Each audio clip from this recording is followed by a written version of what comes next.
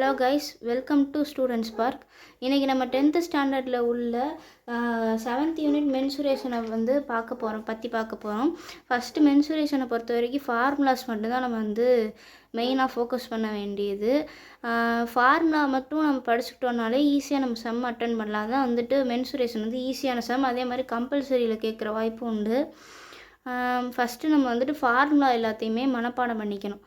ரொம்ப ஈஸியாக ஃபார்முலா எப்படி மெமரி பண்ணணும் அப்படின்றத நான் அடுத்த வீடியோவில் போடுறேன். அது அந்த ட்ரிக்கை தான் நான் யூஸ் பண்ணிகிட்ருக்கேன். இப்போ ரொம்ப ஈஸியாக இருக்கும். நான் அதை அடுத்த வீடியோவில் நான் போடுறேன். இப்போதைக்கு இந்த ஃபார்முலா பார்த்துக்கோங்க. உங்கள் புக்கிலே கொடுத்துருப்பாங்க, ப்ளூ கலர் பாக்ஸில். இருந்தாலும் நான் எழுதியிருக்கேன், தெரியுதா?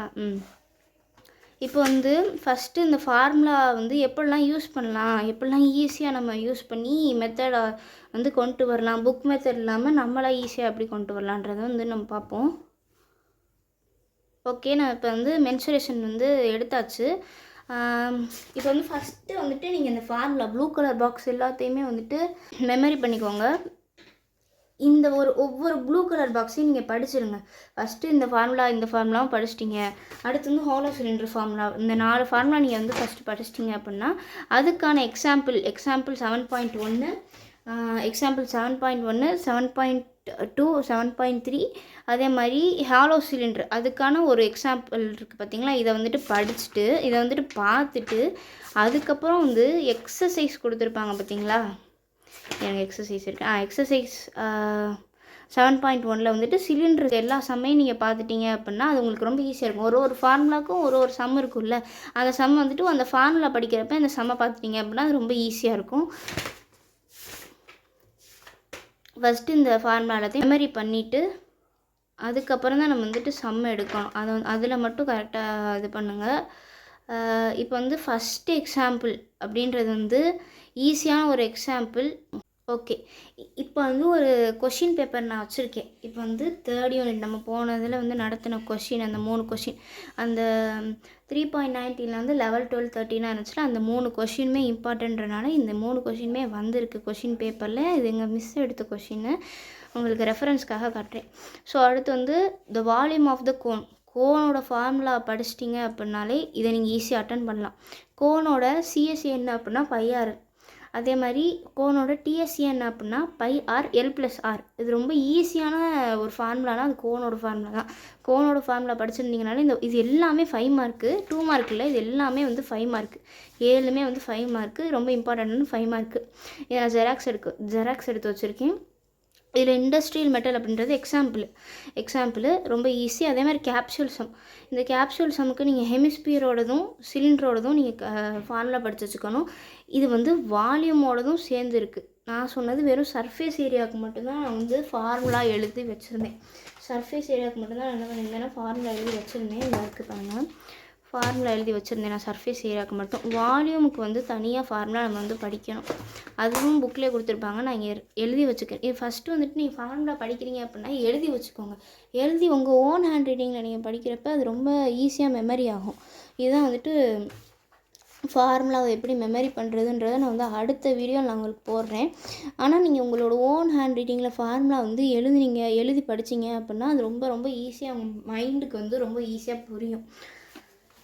இந்த ஃபார்முலா இந்த சம் எல்லாத்தையுமே நீங்கள் பார்த்தீங்கன்னா ரொம்ப ஈஸியாக தான் இருக்கும். ஆனால் இது எல்லாமே இம்பார்ட்டண்டான 5 மார்க். இந்த சம்லாம் ரொம்ப ரொம்ப ரொம்ப ஈஸி.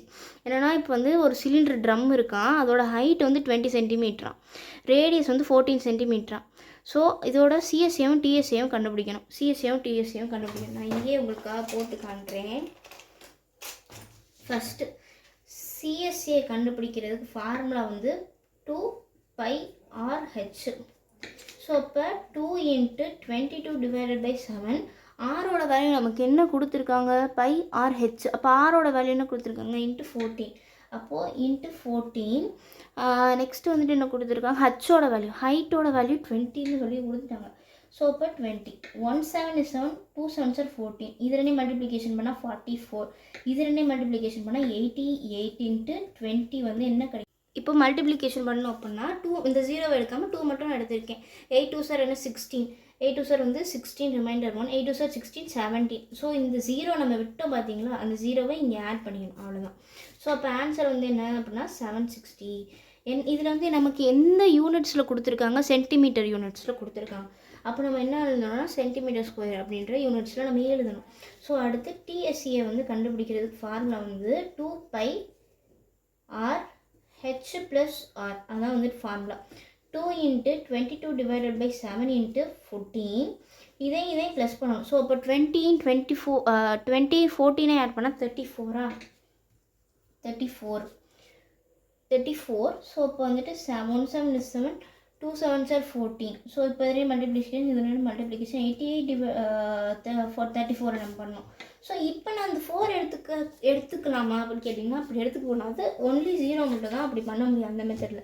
எப்படி ஈஸியாக மல்டிப்ளிகேஷன் பண்ணுறோன்றதை நான் அப்கமிங் வீடியோஸில் வந்து நான் 88ஐயும் 34ஐயும் நம்ம மல்டிப்ளிகேஷன் பண்ணணும்.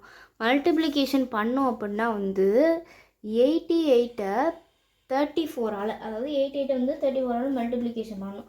88 34ஆல் மல்டிப்ளிகேஷன் பண்ணால் 32 32 33 34 35 35 186 24 -2 24 25 26.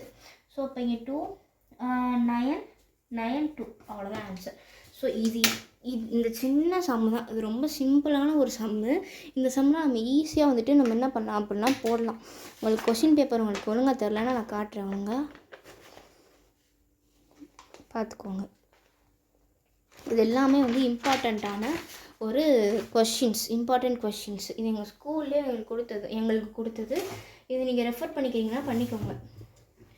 இப்போ நான் வந்துட்டு இதிலே வந்து மோஸ்ட் இம்பார்ட்டன்ட் கொஷின், இது வந்து 7 கொஷின் நான் வந்துட்டு உங்களுக்கு சும்மா சொல்லியிருக்கேன். ஆனால் இந்த மொத்த சாப்டரை நீங்கள் எடுத்து பார்த்தீங்க அப்படின்னா நிறைய இம்பார்ட்டண்ட் இருக்கும். இந்த லெசனுக்கு நிறைய இம்பார்ட்டண்ட் இருக்கும். அந்த நிறைய இம்பார்ட்டண்ட்டை வந்து நான் நெக்ஸ்ட் வீடியோவில் உங்கள்கிட்ட சொல்கிறேன். தேங்க்யூ ஃபார் வாட்சிங் மை சேனல்.